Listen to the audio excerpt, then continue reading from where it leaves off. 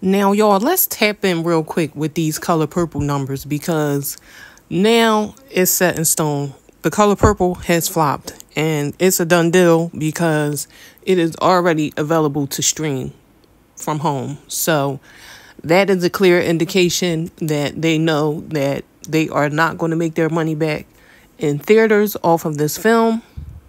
And it's going to be really easy for them to blame this flop on Taraji P. Henson, which makes me question the whole entire thing. Like, if Oprah Winfrey doesn't have beef with Taraji, was this a setup in order to be able to have somewhere to place the blame if the movie flopped? Because let's be real, I don't think anybody would have fell out of their seat had we never saw The Color Purple again in our lives. Nobody wanted to see the movie.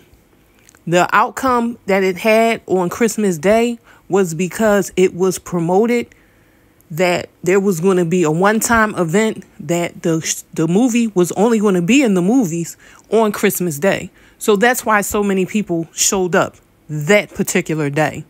But now the numbers have declined to the point where they're not even seeing 500,000.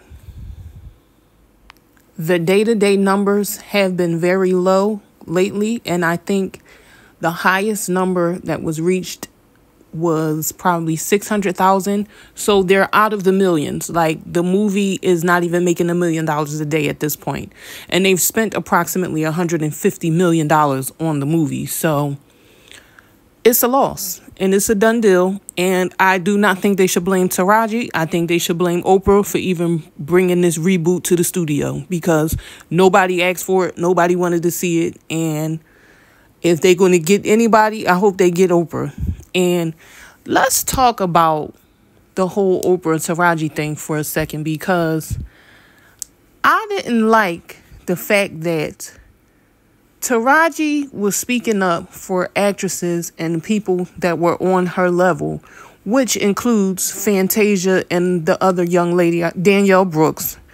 And I just want to say that I wasn't feeling Fantasia's fence straddling skills in regards to the things that Taraji was speaking up about. Like, first and foremost, if me and you are in the same predicament, I know we had a conversation about what was going on. And granted, you can feel how you feel. You can not agree with what I'm saying or not side with me or whatever. But it's a such thing as keeping it neutral and keeping your mouth shut if you're not going to be on the side that's going to be the betterment for the team that you're playing on. Because you'll never be Oprah Winfrey. Let's be clear.